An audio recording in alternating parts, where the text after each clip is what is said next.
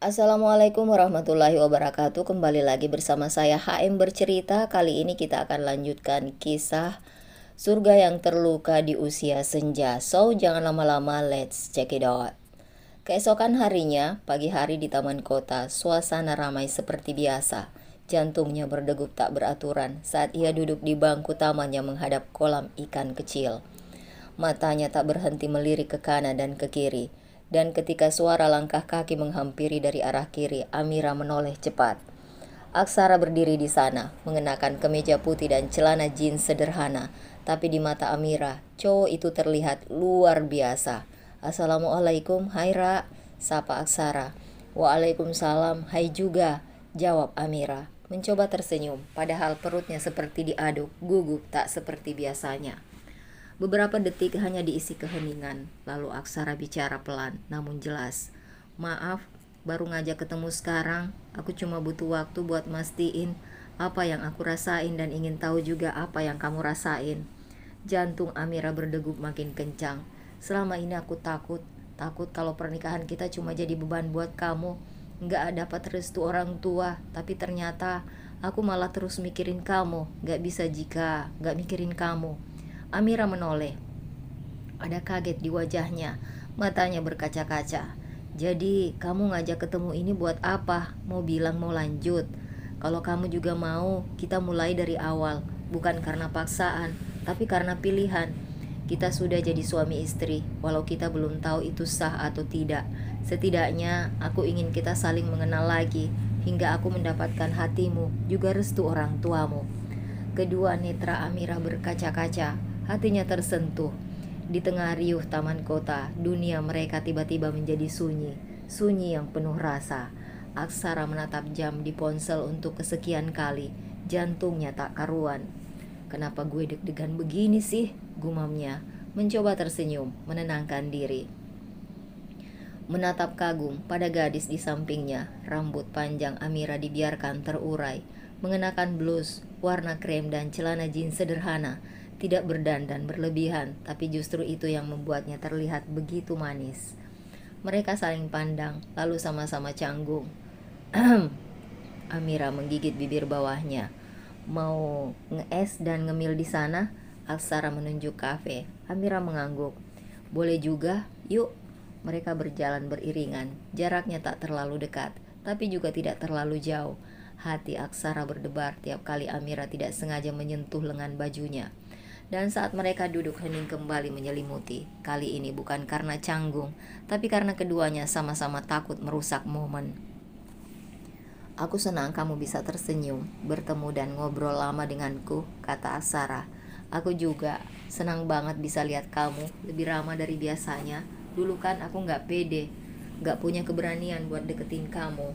Aku pikir aku cuma bisa lihat kamu dari jauh. Ternyata malah disatukan menjadi istriku, walau dalam keadaan dipaksa. Gak pede, kenapa? Karena kamu terlalu tinggi buat aku capai. Putri konglomerat ternama, aku hanya pemuda biasa, bisik Aksara. Jujur, aku suka lihat kamu dari dulu, sejak sekolah dulu. Amira tertawa lepas, mendengar pengakuan Aksara. Pipi merahnya mencuri perhatian Aksara. Terima kasih Aksa, aku sudah dengar pengakuan kamu. Aku yang terima kasih, sikap kamu ini sudah bikin aku ngerasa berharga. Awalnya aku merasa iri, ngeri, ngomong seperti tadi, tahu nggak? Aksara masih terlihat tegang. Nggak perlu sungkan, kata Amira. Aku juga mau bilang, aku selalu ada buat kamu. Aku ingin bisa kau andalkan. Hubungi saja setiap butuh bantuanku kalau kamu mau. Amira menoleh, tatapan mereka bertemu. Mata Amira berkaca-kaca, bukan karena sedih, tapi karena terlalu banyak perasaan yang selama ini dia tahan. Gawat, aku kok pengen peluk kamu. Aksara membeku sesaat, lalu ikut tertawa. Dia tahu Amira menggodanya. Dia pun membalas menggoda. Ya udah, sini adik cantik, abang peluk. Nggak boleh, dilarang peluk-peluk. Amira cepat menepis godaan itu. Aku masih anak gadis baik-baik, jangan nodai aku ya. Mereka berdua tertawa bersama. Suasana makin hangat tapi penuh tanda tanya, indah di sela tawa dan diam mereka berdua. Tersimpan janji tak terucap. bahwa mungkin kisah mereka yang dulu tak terbayang kini sedang mulai ditulis dengan perlahan. Ada cinta di hati keduanya. Bagaimana dengan cinta Raka dan Aisyah? Lanjut atau putus nantinya? Karena pertemuan mereka masih canggung dan tak sehangat pertemuan Aksara dan Amira. Langit kota pagi menjelang siang itu begitu cerah, seperti hati dua insan yang tengah berbunga-bunga, Aksara dan Amira. Aksara memberikan hadiah ke tangan Amira saat hendak berpamitan pulang dan memintanya dibuka setelah berada di rumah. Keduanya pun berpisah pulang ke rumah dengan hati berbunga. Sesampainya di rumah, wajah Amira nampak bersemu merah. Sepanjang perjalanan mengingat pertemuan tadi, bibirnya tak henti menahan senyum. Aisyah melangkah mendekat, masuk ke kamar saudara kembarnya yang baru pulang, lalu menatap wajah Amira yang baru saja masuk. "Jadi ketemu Aksara tadi?" tanya Aisyah. Pura-pura tidak tahu. "Ketemu dong." "Ngajak ketemuan di mana dia?" "Dia ngajak ketemuan di taman kota, terus mampir ke kafe, lalu ngobrol sambil ngopi. Cuma ngobrol kok." "Kesana pertemuan tadi gimana? Cerita dong." "Banyak diamnya apa banyak bicara?" "Aksara itu..." Amira memeluk bantal. "Dia masih sama kayak dulu, kalem, tapi sekarang senyum dan tatapannya bikin aku nyaman." Aisyah terus saja menatap saudara kembarnya dengan rasa penasaran. Aisyah masih mengingat pertemuannya kemarin dengan Raka. Raka tampak canggung, duduk manis dengan mata yang tak pernah benar-benar menatap wajahnya. Padahal ia berharap Raka akan menunjukkan sedikit keberanian, tapi yang terjadi hanya percakapan singkat, canggung dan cincin yang disodorkan dengan gugup. Meski Aisyah menerimanya, hatinya masih bertanya-tanya. Aneh ya, kalau aku sama Raka justru kayak dua orang asing yang dipaksa berteman. Sementara itu di rumah Aksara, pemuda itu baru saja tiba. Ia langsung menuju kamar Raka, mengetuk pintu perlahan dan membuka pintunya.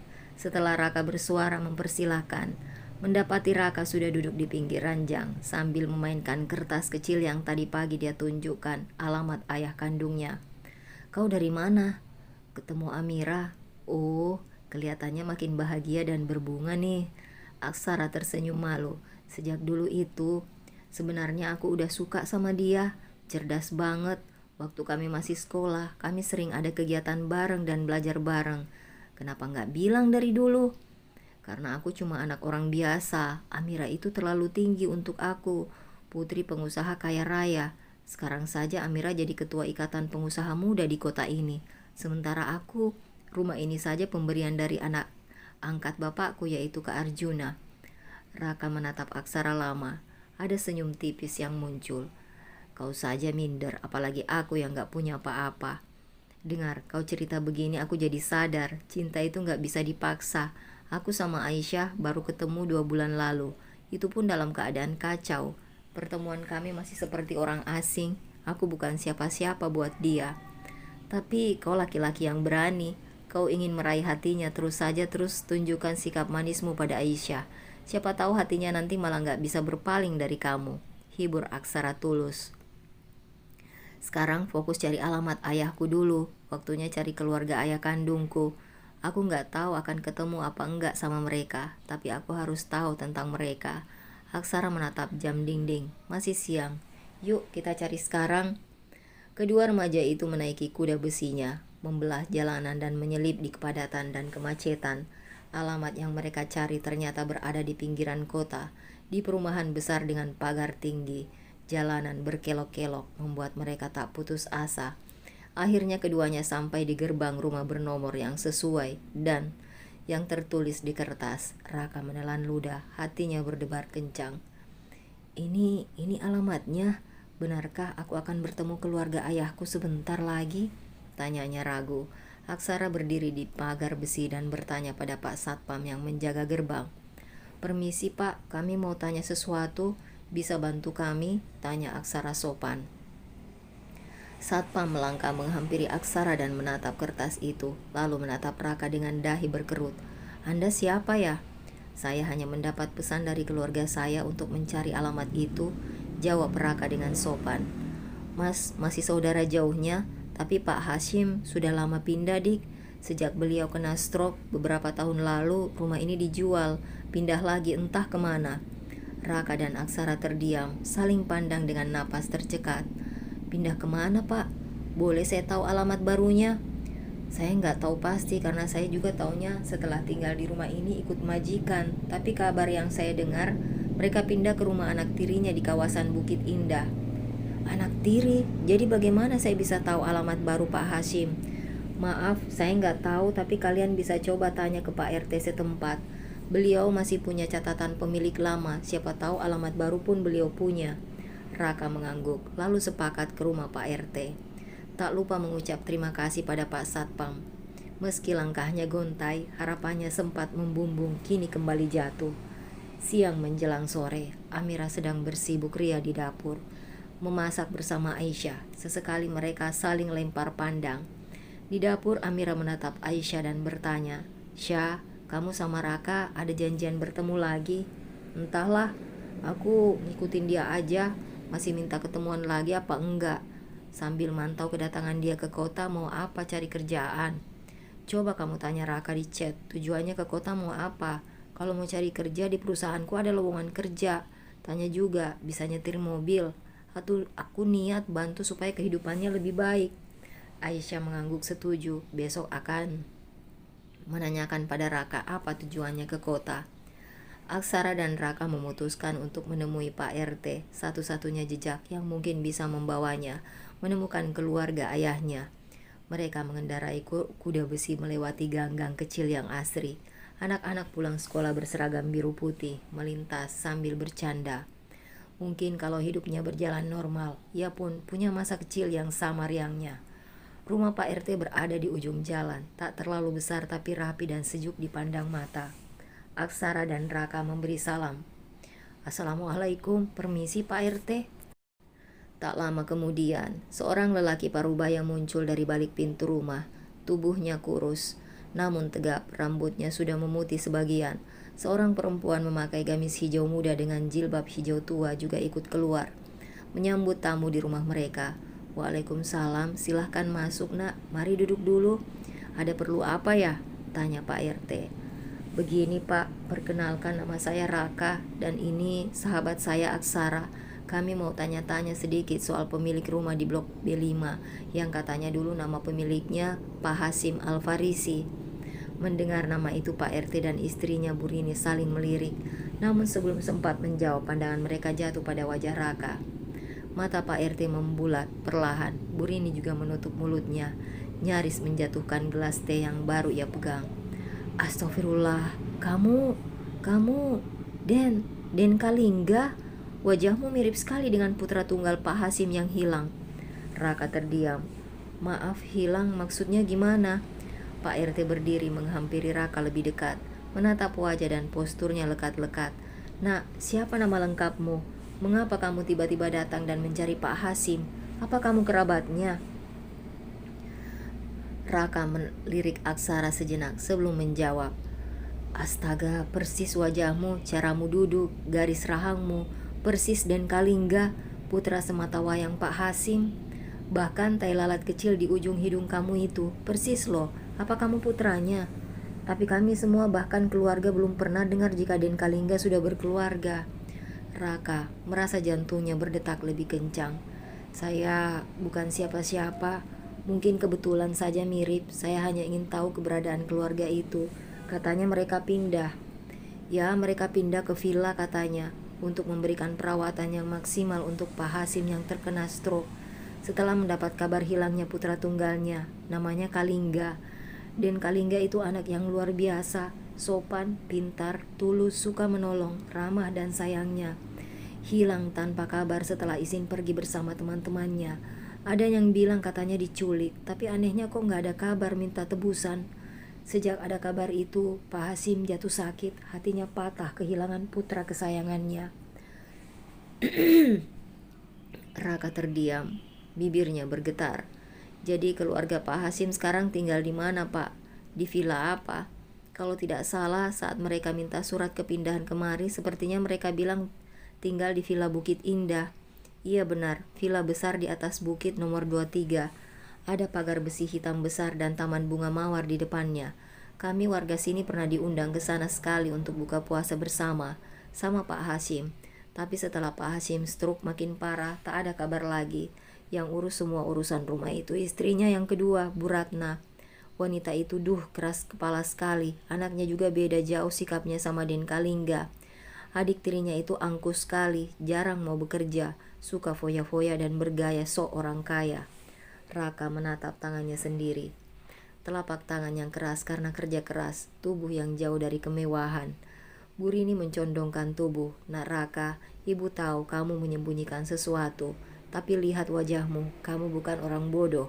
Mungkin sudah waktunya kau kembali, cari keluargamu. Tapi bagaimana kalau mereka menolak saya? Tetap semangat mencoba, kau tahu siapa dirimu dan keluarga besarmu. Wah Raka, kau benar. Kau cucu Pak Hasim, orang terpandang itu, hidupmu bisa berubah. Aku gak cari kemewahan, aku cuma ingin tahu kenapa ayahku dianggap hilang. Kenapa aku dibesarkan tanpa mereka ketahui, padahal ayah selalu mengabari orang tuanya saat aku kecil. Pak RT bangkit dan masuk ke dalam rumah, lalu kembali membawa map lusuh berisi dokumen lama. Ia mengeluarkan foto usang para pemuda berusia 20 tahunan. Ini foto Den Kalingga saat remaja dan kegiatan Karang Taruna di desa ini. Raka tertegun. Foto itu seperti dirinya menatap cermin masa lalu, sama persis. Kalau kau ingin tahu kebenaran, kata Pak RT lembut, datanglah ke Bukit Indah nomor 23. Tapi hati-hati, Bu Ratna tidak akan suka masa lalu Pak Hasim datang kembali. Ini foto Pak Kalingga. Bolehkah saya memilikinya? Bu Rini mengangguk ke arah sang suami, memberi izin suaminya memberi foto itu untuk Raka. Raka menerima foto yang terulur dari tangan Pak RT. Menggenggam foto itu erat, hatinya berdebar keras. Setelah mendapat informasi yang cukup, kedua remaja itu berpamitan pulang. Akhirnya ia membuka suara, kau siap sore ini langsung meluncur ke Villa Bukit Indah, Rak? Atau besok kita ke Bukit Indahnya? Aku siap, aku harus ke sana, biar gak terlalu lama dibiarkan. Kau tahu, kalau kau benar cucu orang kaya raya, aku bakal cerita ke Amira dan Aisyah. Kalau aku sahabatnya orang kaya, jangan dulu bilang-bilang. Takut keadaannya gak sesuai. Bukankah tadi Pak RT bilang Bu Ratna orangnya keras dan sombong? Anaknya juga, aku jadi curiga. Apa yang dialami orang tuaku malah ada hubungannya dengan mereka. Setelah menempuh perjalanan cukup jauh dan bergantian mengendarai sepeda motor, kini Aksara dan Raka tiba di villa yang diinfokan. Kedua pemuda tampan dan gagah itu menatap lekat pintu gerbang villa yang menjulang megah di hadapannya. Di balik pagar hitam setinggi bahu itu, pepohonan rindang berdiri diam, seperti saksi bisu kisah masa lalu. Debur jantungnya berkejaran. Bayangan masa lalu kembali memenuhi kepala Raka. Ia teringat jelas malam sebelum orang tuanya berangkat ke kota. Ayahnya Kalingga terlihat sumringah. Senyum itu yang jarang ia lihat sejak hidup di desa. Akhirnya mereka setelah menelpon keluarganya di kota. Ayah akan bawa ibu kalian dan kalian juga Raka, Dira ke kota. Barusan kakek kalian mengizinkan kita datang ke rumah. Tapi nanti dulu. Pastikan keluargamu menerima kamu dan Ratih dulu. Baru bawa anak-anakmu. Nanti kalau sudah datang ternyata ditolak dan disuruh pergi, kasihan anak-anak. Kalian juga malah kerepotan nanti. Tapi kami bantu doa, semoga kejadian tak menyenangkan jangan sampai terjadi pada kalian. Semoga kepergian kalian berdua ke kota berjalan lancar, sesuai keinginan. Ibumu benar kita harus berjaga-jaga dengan sesuatu yang tidak diinginkan. Raka dan Dira hanya bisa menatap orang-orang dewasa itu dengan bingung dan penasaran. Namun takdir berkata lain. Keesokan harinya di tengah perjalanan, sepeda motor yang Kalingga kendarai bersama istrinya dikabarkan tertabrak mobil dari belakang, membuat pasangan suami istri itu terpental dan meninggal di tempat. Sejak saat itu rasa penasaran menggumpal di dada Raka. Apakah benar kecelakaan itu murni musibah atau ada yang sengaja merencanakannya? Hei Raka, ayo jalan. Kita samperin satpam, kok malah bengong? Hah? Astagfirullah. Permisi, selamat sore pak, mau tanya sama bapak. Selamat sore juga mas, ada keperluan apa? Saya mau tanya, pemilik rumah ini apa benar ini rumah Bapak Hasim dan Bu Ratna? Kami dapat informasi tempat ini dari Pak RT Ratno yang di rumah Pak Hasim sebelumnya. Apa bisa kami bertemu dengan Pak Hasim? Satpam itu mengernyit, matanya menyapu kedua pemuda. Maaf, villa ini kosong sejak lama. Villa ini khusus disewakan sekarang. Lagi pula sudah bukan milik Tuan Hasim lagi. Sudah dijual sama Nyonya Ratna dan anaknya, Den Hendrik. Lalu uang hasil jual villa digunakan untuk Tuan Hasim ke luar negeri katanya, keperluan berobat. Saya tidak tahu mereka masih di luar negeri, apa sudah kembali ke Indonesia. Kalaupun sudah kembali, saya kurang tahu tinggalnya di mana. Jadi beliau tak ada kabar lagi ya? Artinya kami tidak bisa silaturahmi dengan beliau, ujar Raka. Satpam itu tanpa ragu. Ya kadang supirnya suka nelpon ke saya, tanya-tanya orang yang mau kerja buat merawat majikannya, Tuan Hasim. Terima kasih buat infonya, ini buat tambah beli rokok ya Pak. Kami bukan orang jahat, kami hanya butuh informasi keberadaan beliau karena ingin silaturahmi. Jika bisa bertemu beliau, insya Allah kami juga niat membantu kesembuhannya. Sekejap mata satpam itu berubah, menatap uang pemberian Aksara. Uang itu segera dimasukkan ke dalam saku. Matanya menatap ke arah sekitar lalu berkata, saya nggak tahu banyak tentang Pak Hasim, tapi yang saya dengar supir beliau bilang majikan mudanya butuh karyawan untuk bekerja di perusahaan di pusat kota. PT Erik Jaya Konstruksi, gedungnya dekat stasiun. Tapi hati-hati ya mas, beliau bukan orang sembarangan kayaknya, karena beliau wanti-wanti ke saya dan satpam lainnya. Jangan kasih info apapun kalau ada yang menanyakan tentang keluarganya, terutama ayahnya. Jadi saya mohon jangan libatkan nama saya ya, ini rahasia, ujar satpam lirih dan santai. Terima kasih infonya Pak, kalau begitu kami permisi dulu ya. Kedua pemuda itu berjalan menjauh dari gerbang dengan langkah berat. Aksara sudah mengetahui lokasi perusahaan yang dimaksud Pak Satpam tadi. Kamu yakin ingin melanjutkan pergi ke perusahaan anak tiri Pak Hasim?